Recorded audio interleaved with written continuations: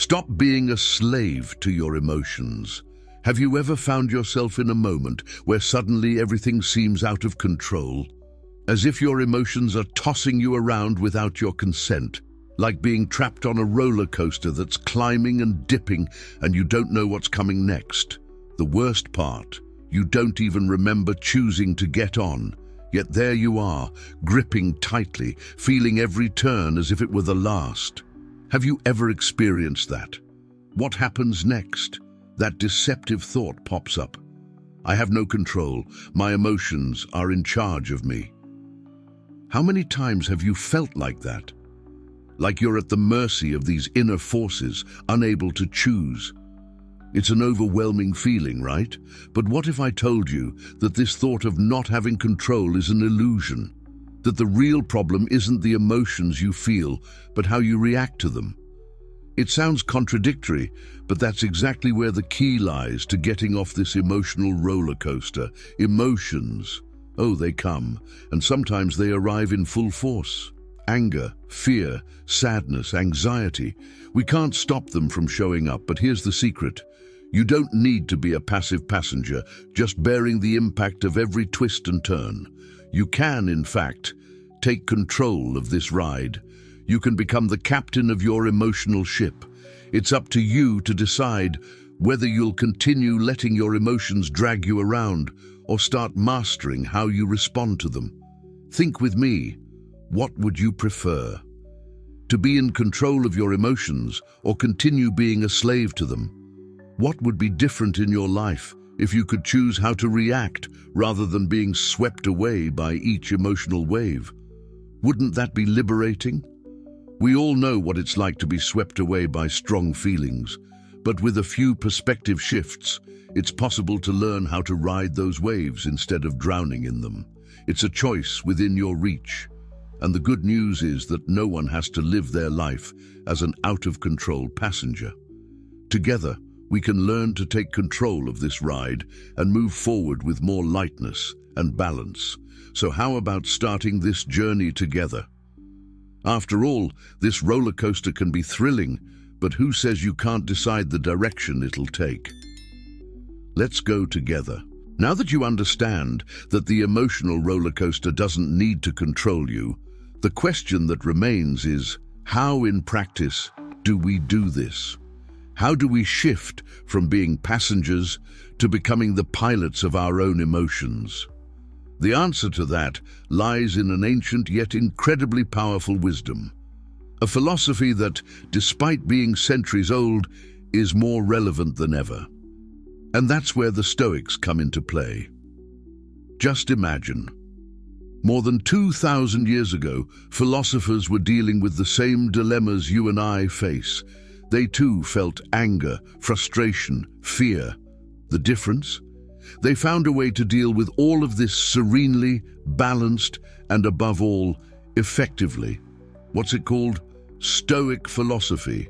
The Stoics, led by figures like Seneca, Epictetus, and Marcus Aurelius, discovered that real strength doesn't come from trying to control what happens around us or avoiding what we feel, not because it's impossible.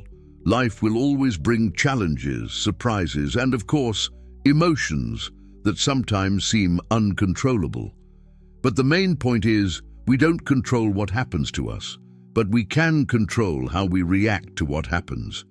Have you ever thought about that? It's not the event itself that causes chaos inside us, it's how we choose to respond to it. The Stoics teach us that the key to a balanced life is precisely in accepting what we cannot change and focusing on what is within our power, our reaction. Imagine your emotions as storms that come without warning. They can be intense, frightening, and unpredictable. But just like a captain at sea, you can learn to navigate through these storms with confidence. What the Stoics propose is simple but powerful. Instead of fighting emotions, trying to suppress or ignore them, we should embrace them with serenity and consciously choose how we will respond. And how do we do this? Through the practice of self-control and reflection. When something shakes us, we have the choice to pause for a moment, take a deep breath and ask, how do I want to respond to this? Does this really deserve all this emotional energy? It's a mental exercise that gradually transforms the way we deal with adversity. The idea is to become like a wise captain who doesn't try to calm the sea but knows how to adjust his sails, maneuvering wisely through the storms. It's not about preventing emotions from arising because they will come, as they always have and always will. But it's about learning not to let them sink you. So, the next time anger, sadness, or anxiety knock on your door, remember, you're not a leaf in the wind. You have the ability to choose how to react. And the more we practice this, the closer we get to mastering the art of living in balance.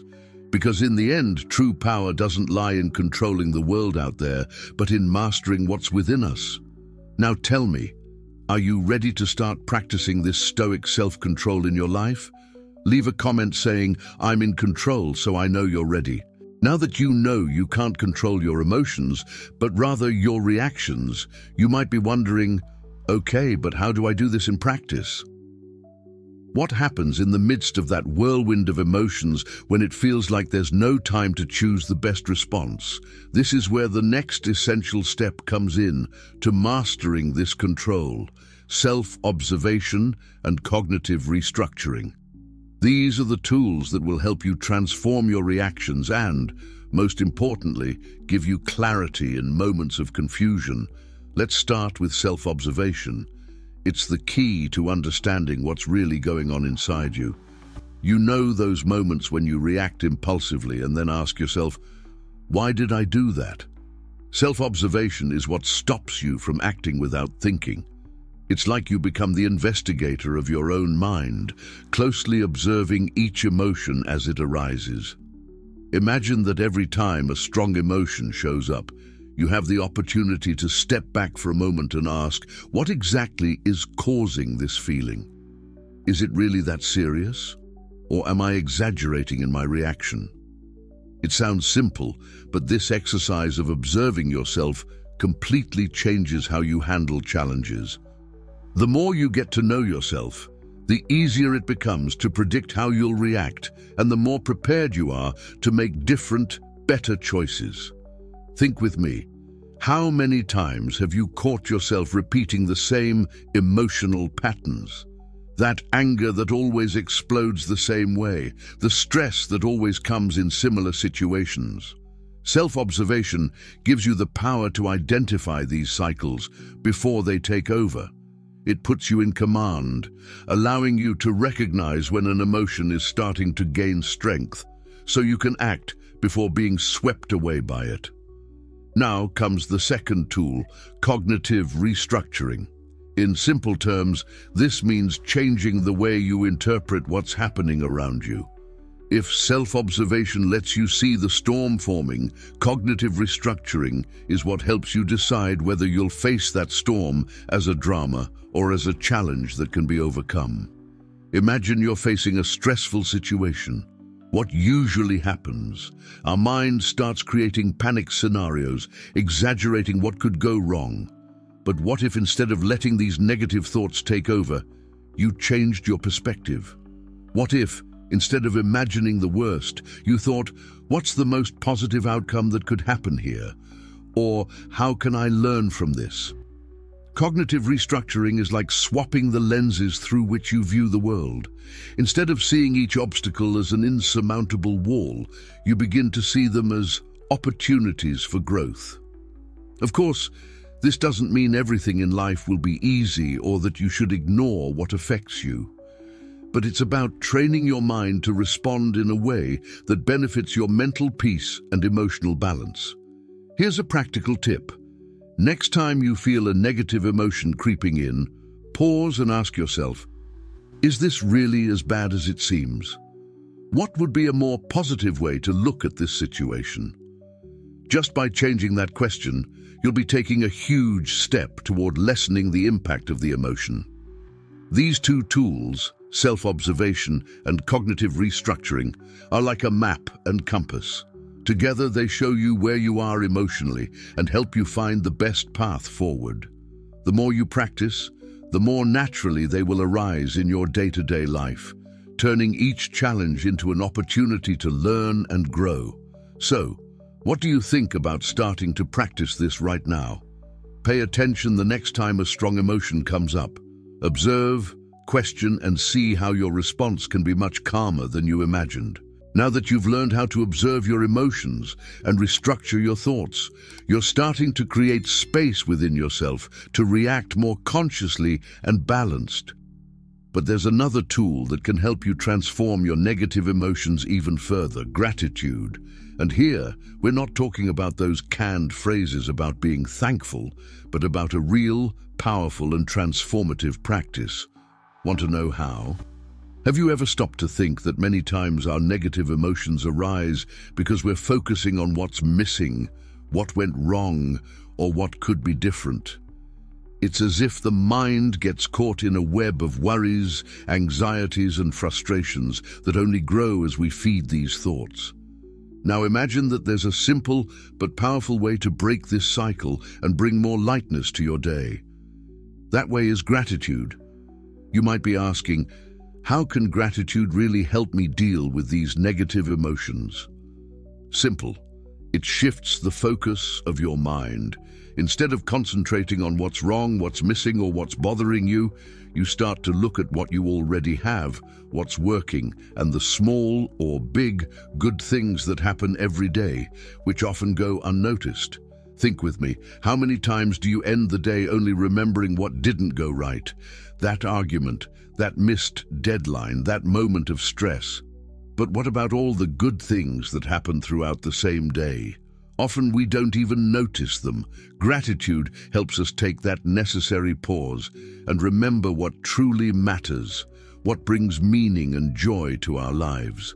The Stoics already taught that by focusing on what we can control, we find peace. And gratitude is a practical way to exercise that control. When you train your mind to be grateful, you're actually controlling the direction of your thoughts. You're telling yourself, yes, maybe everything isn't perfect, but there are good things here now, and I'm going to pay attention to them. And how do you practice this gratitude concretely? Start with something simple but powerful. Every day, take a moment to reflect on 3 things you're grateful for. It could be something big, like a special moment with someone you love, or something small, like the taste of your morning coffee, a stranger's smile on the street, or even just the fact that you have a comfortable place to rest at night. The secret is to find those little gifts that life gives us every day, which we often overlook. Over time, this daily exercise of gratitude starts to change how you face challenges. That stressful meeting at work. Maybe now you can see that despite it, you have a team you can count on. That tough situation at home. Maybe it reminds you of how much you've grown and strengthened as a person. It's not about ignoring the problems, but about creating a new lens to see them. A more balanced, more positive lens. And here's the key insight. The more you practice gratitude, the easier it becomes to reduce the impact of negative emotions. It's as if you're training your mind to see the bright side, even in storms. You won't be eliminating life's challenges, but you'll be strengthening your ability to deal with them more calmly. So, how about trying it today? When the day ends, think of 3 things you're grateful for. Write them down or just reflect on them for a few minutes. Gradually, you'll see how this practice starts to transform your perspective, bringing more lightness and balance to your days. Gratitude helps us focus on what's positive, but what about when we face situations that hurt? For instance, when we aren't invited to an event, a party, or a gathering. That feeling of exclusion can hit hard, bringing sadness or even resentment. But what if I told you there's a way to handle this without letting it drag you down? This is where rational indifference comes in, one of the most powerful lessons from the Stoics. Let's find out how this works. Have you been through this? You find out there was a party, a gathering, or some other social event, and you weren't even remembered. That feeling of exclusion, of being left out, can hit hard, right? The first reaction is often a mix of disappointment, sadness, and often resentment. Your mind starts questioning, Why didn't they invite me? What did I do wrong? Do they not like me? This kind of situation is a classic example of something outside our control. And according to Stoic teachings, anything outside our control shouldn't have power over us. After all, you can't control someone else's guest list, but you can control how you react to that exclusion. And here comes a fundamental Stoic concept: rational indifference. But wait, I'm not talking about cold, distant indifference, where you ignore feelings or pretend you don't care about anything. Rational indifference is different.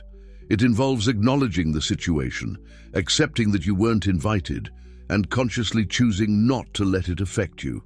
It's a powerful skill that frees you from the emotional weight of something that doesn't depend on you. The Stoics teach us that our value cannot be measured by the opinions or actions of others. Not being invited to a party says absolutely nothing about who you are or your worth. It's just someone else's choice, and like all external choices, it's not ours to control or alter. So, why waste our time and peace of mind lamenting something we cannot change? Now tell me, what would you rather do? Spend your energy wondering why you were excluded, or redirect it towards something that truly matters, something within your control? When you develop this rational indifference, you begin to understand that your happiness doesn't depend on being at every party, being remembered by everyone, or being part of every circle.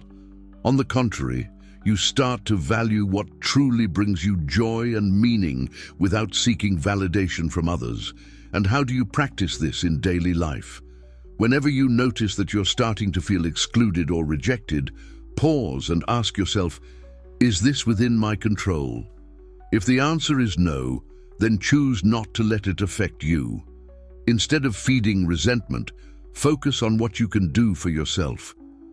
Maybe it's a good time to invest your time in something that makes you feel good, like spending more time with friends who truly care, practicing a hobby you love, or even just enjoying your own company. Throughout life, many events will come and go. Some doors will close, and you won't be present in every place. And that's okay. Rational indifference isn't about ignoring the fact that these things happen, but about learning to respond in a healthy and productive way.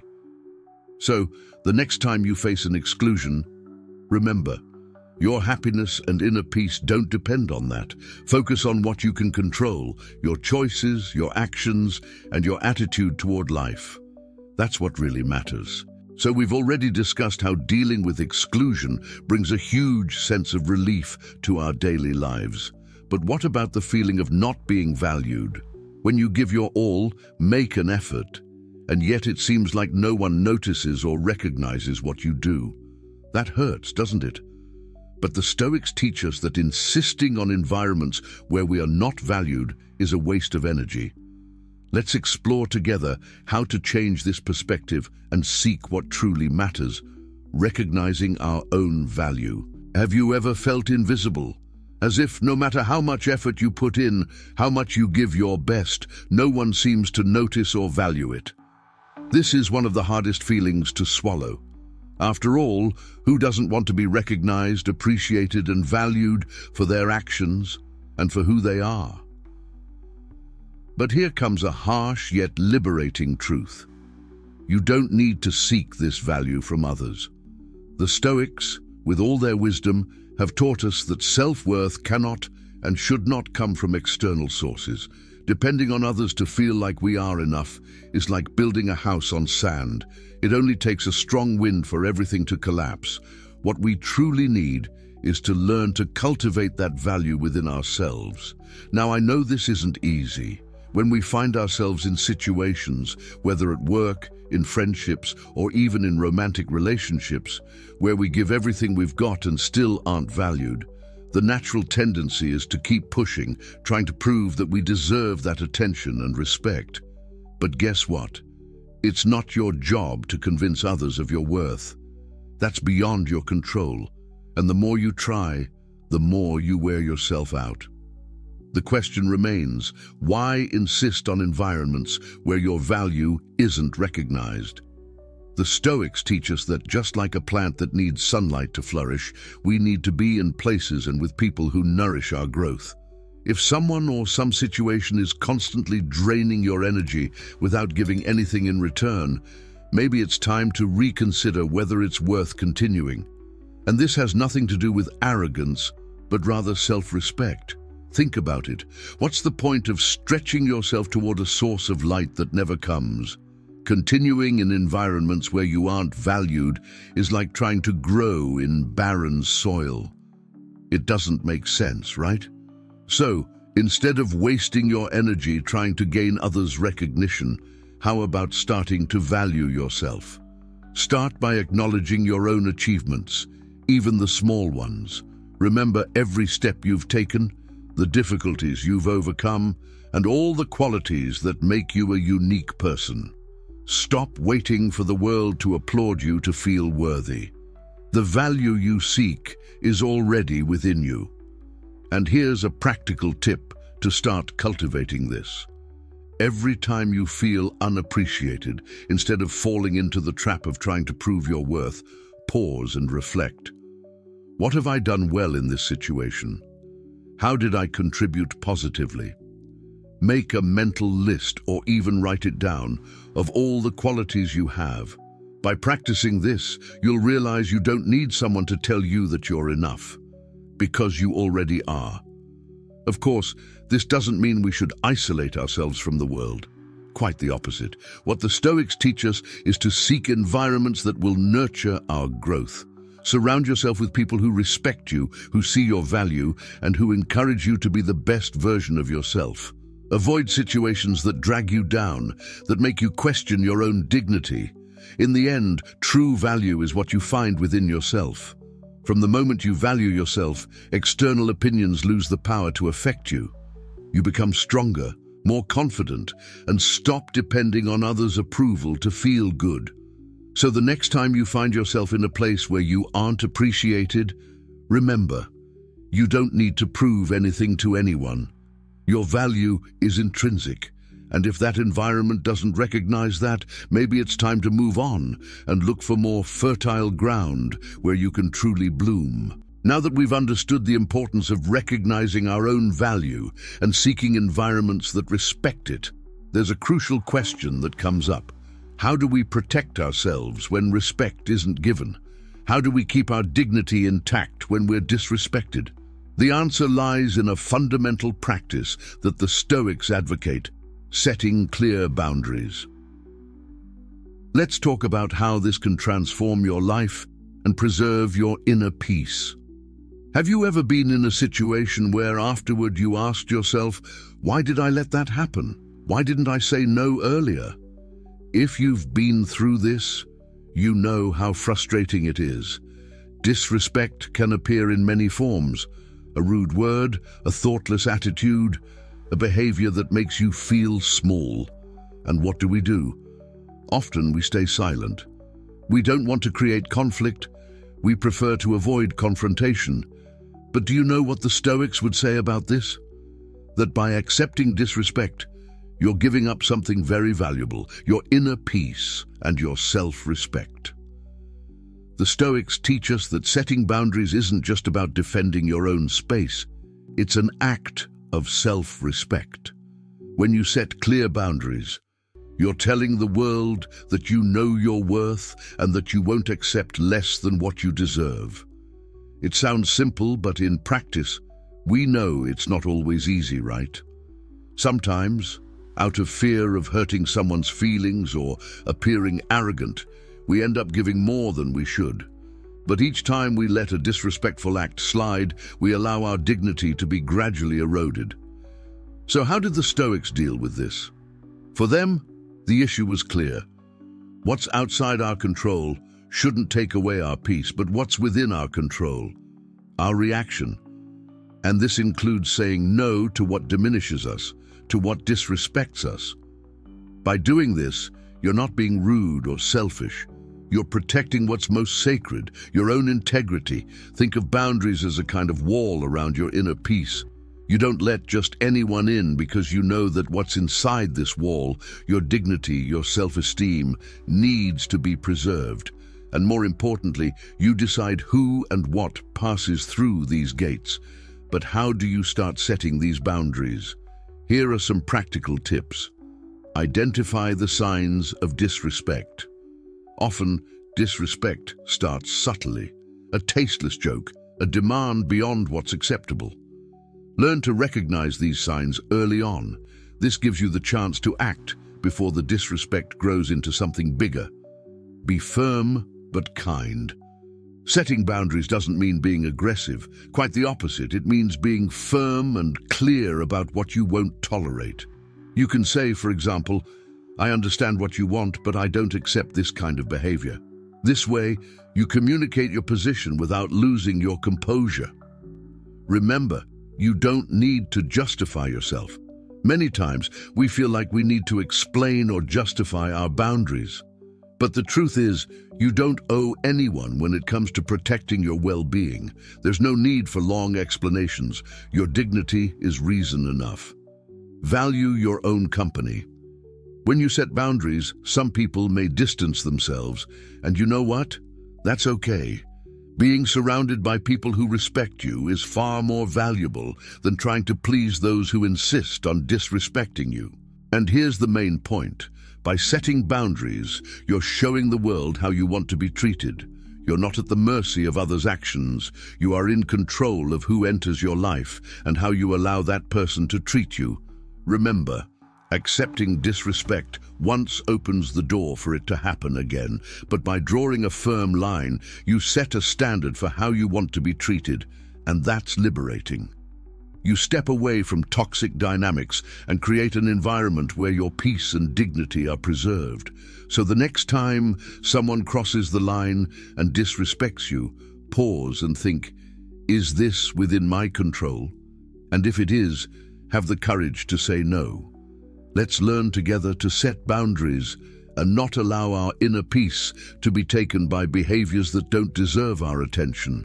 After all, you deserve to be treated with respect, always. Setting boundaries and protecting your dignity is a huge step. But what happens when you find yourself in a situation where, even after doing everything right, the support simply doesn't come? We've all been there. Those moments when you're giving it your all, but you look around and see no one there to support you.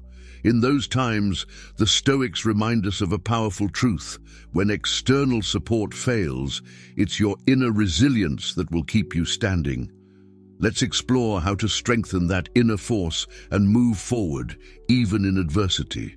How many times have you found yourself giving your best, dedicating all your strength, but without receiving the recognition or support you expected? It feels like no one around you notices how hard you're fighting, or worse, they seem indifferent to your effort. This feeling of being alone, of having no one to back you up, can be devastating. But here's a truth that the Stoics understood long ago. External support, as desirable as it may be, is not essential. What really matters is the support that comes from within. The Stoics believed that true strength comes from our ability to face whatever life throws at us without depending on the validation or support of others. Of course, it's nice to have people by our side, those who encourage and push us forward. But life won't always be like that. Sometimes you will be alone on this journey, and when that happens, the only thing that can sustain you is your own resilience. Now, what exactly does it mean to develop this inner resilience? Resilience isn't just about enduring hardships. It's the ability to adapt, grow, and strengthen in the face of them. It's about having the certainty within yourself that even when no one is on your side, you have what it takes to keep going. Imagine you're crossing a desert. There's no shade, no water in sight, and it seems like no one notices your journey. At those times, it's easy to want to give up, to wait for someone to come rescue you. But what if no one comes? That's when you discover the importance of carrying your own oasis, your inner strength. You're capable of continuing, even when it's hard, even when you're alone, because what drives you forward isn't what's around you, but what's inside you. The Stoics teach us to focus on what we can control. And what can we control? Our attitudes, our reactions, and especially our resilience. When the world seems to turn its back on you, you still have the power to choose how you will move forward. Will you wait for the support to come, or will you keep going even without it? And here's a liberating truth: you don't need to wait. If the support isn't coming, that doesn't mean you're failing. Quite the contrary. Maybe this is the moment for you to discover just how strong you really are. The lack of external support pushes you to find a strength you didn't even know you had. One practical way to start cultivating this resilience is to recall past moments when you overcame difficulties on your own. We all have these stories. Think of something that once seemed impossible, but somehow you managed to get through it. What kept you going back then? These are the proofs of your resilience, waiting inside you, ready to be called upon again. Additionally, practice self-affirmation. Every day, remind yourself that you are capable. When external support is lacking, say to yourself, "I support myself." This may sound simple, but it's incredibly powerful. You are training yourself to rely on your own strength, rather than depending on the approval or encouragement of others. And more. The Stoics teach us that true freedom comes when we are no longer tied to the desire for others to recognize our effort. When you free yourself from that expectation, you realize that what truly matters is the journey you're on and the lessons you're learning along the way. External support may be a bonus, but inner resilience is your foundation. So, the next time you feel like the world isn't giving you the support you deserve, stop and look within. You are stronger than you think. You've overcome challenges before, and you will again. The most powerful support you can have is the one that comes from inside you. Developing inner resilience is a powerful step in facing life's challenges. But what about when the challenge comes from the heart? When that person you care about so deeply, into whom you've invested your emotions, doesn't feel the same way about you? Romantic rejection can be devastating, but here again, the Stoics have something essential to teach us. Rejection, no matter how painful, does not define your value. Let's explore together how to maintain self-worth even in the face of unrequited love. Romantic rejection. Who hasn't been through it? We've all been in that place where the heart feels heavy and the mind won't stop asking the same questions. Why not me? What did I do wrong? Am I not good enough? This kind of pain can run deep, but here's the truth. The fact that someone doesn't reciprocate your feelings has nothing to do with your value. Love, like many things in life, is outside our control. We can't force someone to love us, just as we can't control the events that happen around us. And here's the central point of Stoic teachings. You can't control what another person feels, but you can control how you react to it. Will you let yourself be consumed by the rejection, or will you choose to maintain your value regardless of what happened? Rejection, no matter how much it feels like a direct hit to your self-esteem, should not be seen as proof that something is wrong with you. Quite the opposite. Stoic philosophy teaches us that the value you carry inside yourself does not depend on the approval, love, or validation of another person. Your value is inherent, and no type of rejection can take that away from you. Imagine that you are a work of art.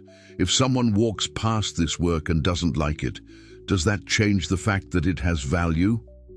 Absolutely not. The same thing applies to you. Just because someone doesn't reciprocate your feelings doesn't diminish your beauty, your essence, or what makes you unique and special. What the Stoics invite us to do is, instead of drowning in the emotions of rejection, focus on what's within our control: self-love. And how do we do that in practice? The first thing you need to remember is that rejection says much more about the other person than about you. People have their own reasons, their stories, their life moments, and often these reasons have nothing to do with your worth. Someone's decision not to choose you does not reflect who you are, and acknowledging that already lifts a huge weight off your shoulders. Moreover, this is the ideal time to redirect the love you were willing to offer to another back to yourself. Instead of asking, "Why wasn't I chosen?" ask, "What can I do to value myself even more right now?" It could be starting a new hobby, investing in your career, taking care of yourself physically and emotionally. Romantic rejection, when seen through the right lens, can be the catalyst for tremendous personal growth. Another essential point that the Stoics remind us of is the importance of accepting what we cannot change. Rejection is one of those things. Rather than fighting against it, insisting, and letting yourself be consumed with questions and insecurities, accept the reality with serenity. Acceptance doesn't mean giving up on love or trying again in the future, but it does mean understanding that, at this moment, the situation is what it is. And that's okay. Life goes on, and new opportunities always arise. One final reflection: the love you seek starts within you. When you love, respect, and recognize your own worth, the world around you responds to that in a much more positive way. Instead of worrying about whether you're accepted or not, you start attracting relationships that truly reflect what you deserve. So, the next time rejection knocks on your door, remember, your value is not up for sale, nor is it at stake. You are whole, valuable, and deserving of the kind of love that recognizes that, and that love begins with you. We've already discussed how romantic rejection doesn't define our worth, and how it's possible to maintain our dignity in the face of it. But what about when the pain comes from feeling ignored? Those moments when you speak, but it seems like no one is listening, when your presence feels invisible.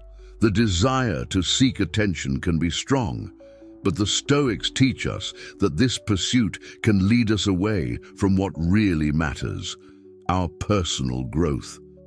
Let's understand how to turn the lack of attention into an opportunity to strengthen your dignity. We've all been there. You're in a conversation or even in a work meeting, and it seems like your words don't make a difference. No one is really listening. It's like you're talking into a void, and that uncomfortable feeling starts to grow inside you. Why isn't anyone paying attention to me? Am I not important enough? This kind of thought can easily pull you into a spiral of insecurity and frustration. And do you know what the most common reaction is? The desperate search for attention. You try to stand out, speak louder, do more, insist, all to somehow make people notice your presence. But here's a hard but necessary truth. Seeking attention this way can end up being harmful. Why? Because by doing this, you're placing your value in the hands of others. And this is where the Stoics offer us valuable advice.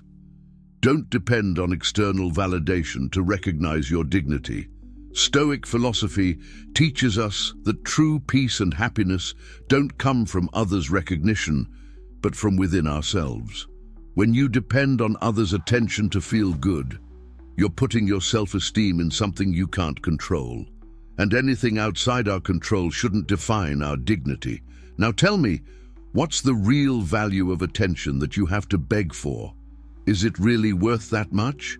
Think about it. The more you focus on personal growth, on becoming the best version of yourself, the less others' opinions matter.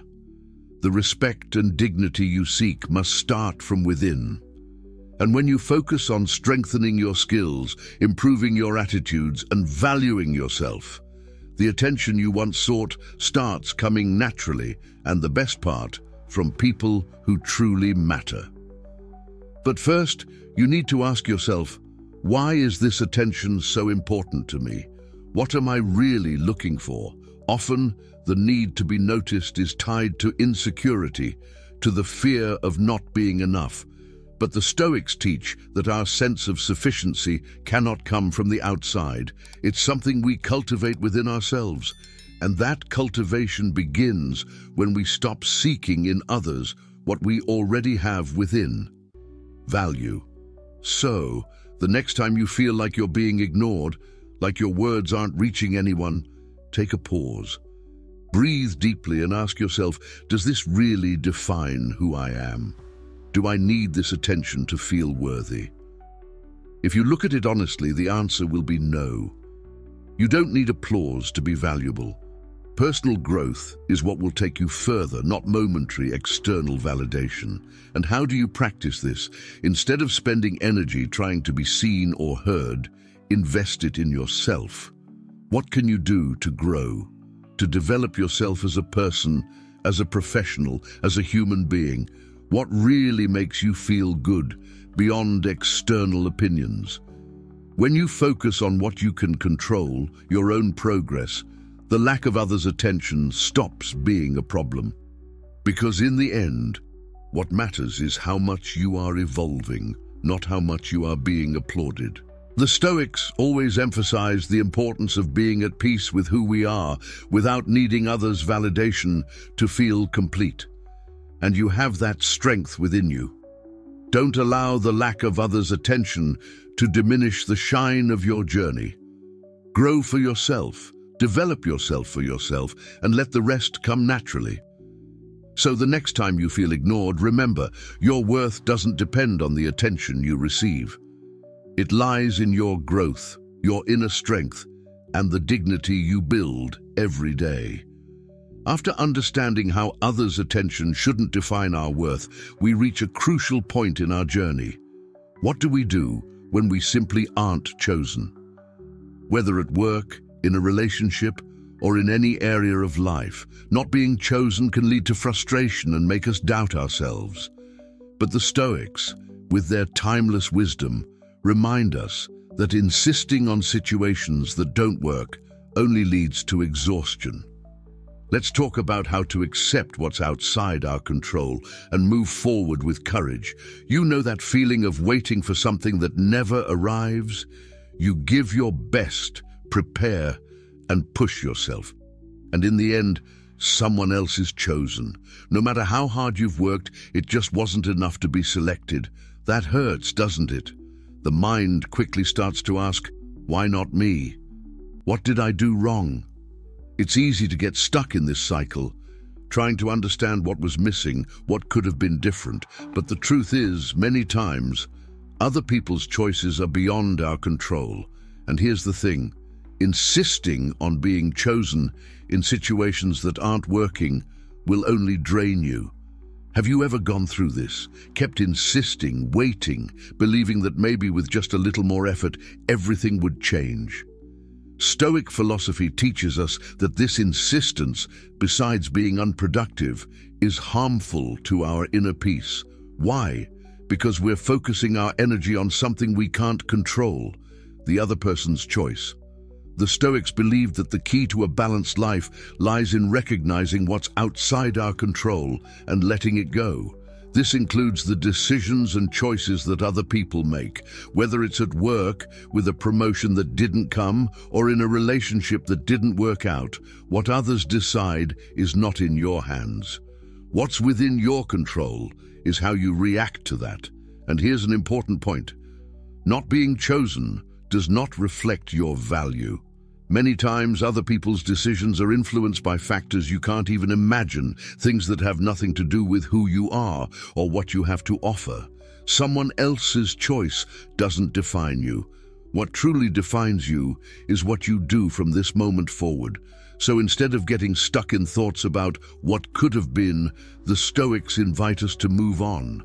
Accept that at that moment that door closed, and that's okay. Because life isn't about insisting on closed doors, but about moving forward and finding the opportunities that are truly meant for you. Now, this doesn't mean giving up easily. Not being chosen once doesn't mean you should abandon your dreams or your goals. But it does mean that when a situation clearly isn't working, maybe it's time to stop forcing it and allow life to follow its natural course. It's an act of courage, not of giving up, to recognize when something isn't meant for you and to open up space for what truly matters. Think about the times when something didn't work out and later you realized it was for the best. Maybe that missed opportunity led to something even greater. Maybe that relationship that didn't work out opened the door to something more meaningful. The truth is, when we insist on being chosen where we're not valued, we're losing time and energy that could be used in something that will truly help us grow. And how do we put this into practice? The next time you're not chosen, stop and breathe. Instead of asking yourself what went wrong, ask, what can I learn from this? What's the next step? Shift the focus from what you can't control to what you can. Your reaction, your actions, your growth. Moving on doesn't mean forgetting what you wanted, but accepting that at that moment, life has another path for you. And sometimes those paths are much better than we can imagine. It's about trusting the process, and more than that, trusting yourself. So if you find yourself in a situation where you weren't chosen, remember, this doesn't define your worth. Choosing to move forward instead of insisting is an act of self-confidence and self-respect. Let's learn together to let go of what's outside our control and continue our journey with our heads held high. After all, each time we move forward, we get closer to what is truly meant for us. After learning how to move forward when we're not chosen, we arrive at one of the hardest yet most liberating lessons: letting go of those who don't want to be in our lives. Whether it's a friend, a partner, or even a family member, when someone decides they no longer want to walk alongside us, the natural impulse is to try to hold on to that person. But the Stoics teach us that, just like everything outside our control, trying to keep those who want to leave only brings suffering. Letting go. Just thinking about it, we feel the weight, don't we? No one wants to lose someone they love, someone they care about, someone who has been important. But sometimes there's no choice. Maybe you've gone through this. Someone who was once part of every moment of your life suddenly pulls away. Or perhaps the distance appeared gradually, without explanation, and now you're faced with the harsh reality that this person no longer wants to be present. It's painful. And what does our mind do? It tries to hold on. We try to understand, justify, insist that the person stays. But here's the point. You can't force someone to stay in your life. And most importantly, you shouldn't. The Stoics teach that inner peace comes when we accept what's outside our control. And do you know what's completely outside your control? The desires and choices of another person. No matter how much you try, no matter how much effort you make, the fact is that if someone doesn't want to stay in your life, the best and healthiest thing you can do is to let that person go. This doesn't mean that you don't care, or that the person was never important to you. It means that you value your own peace and understand that holding on to something or someone who wants to leave will only bring unnecessary suffering. Letting go is an act of courage, and more, it's an act of self-love. Think about it. How many times have you held on to someone who clearly wanted to leave? And what happened? The pain increased. You tried to bend yourself, to change who you were, to do everything to make that person stay. But the truth is, when someone has already decided to leave, no matter how much you try, it's out of your hands. And forcing a connection when the other person has already decided to walk away only harms you and your inner peace. Letting go is an active choice to protect your emotional health. The Stoics remind us that life is a series of events and people who come and go. Nothing is permanent, and everything is in constant motion. Learning to let go of what we can't control is what brings us true peace. And in practice, this means allowing people to follow their own paths, even when it hurts. So how do you do this? How do you let go without feeling lost or empty? Start by understanding that your value doesn't depend on who is or isn't by your side. You are complete on your own. Sure, it's nice to have someone by our side, but your happiness and wholeness aren't in the hands of another person. When you remember this, you start to see that letting someone go isn't the end of the world. It's the beginning of a new chapter where you're stronger, more at peace, and more. By letting go of those who want to leave, you're opening space for new connections, new opportunities, and even new moments of personal growth. Imagine if, by trying to hold on to someone who wants to leave, you end up closing the doors to those who really want to be in your life. Life flows, and when you cling to something that no longer belongs to you, you block that flow. So the next time you find yourself in a situation where someone clearly doesn't want to be present, breathe deeply and ask yourself, is this under my control? If the answer is no, then allow that person to go on their way. Let them go with the certainty that your peace is worth more than any effort to keep someone who doesn't want to stay. Letting go is an act of freedom, both for you and for the other person. And by practicing this, you not only protect your mental health, but also show respect for yourself, because in the end, those who truly deserve to be by your side will stay, and those who choose to leave, well, let them go. Let's practice this Stoic lesson together. Letting go isn't about losing, but about gaining space for what really matters, your inner peace, and the freedom to move forward without carrying the weight of those who chose to leave. And so, we come to the end of this journey of Stoic learning. We've explored how to control our reactions, maintain dignity, set boundaries, and let go of what's beyond our control. Life will always bring challenges, but the power to choose how to react lies in our hands. If these lessons helped you in some way, don't forget to leave a like and subscribe to the channel. This way, you help us keep bringing content like this, and you'll stay up to date on the next videos that can transform the way you view life. Thank you for watching. Take care of yourself, cultivate your peace, and I'll see you in the next video.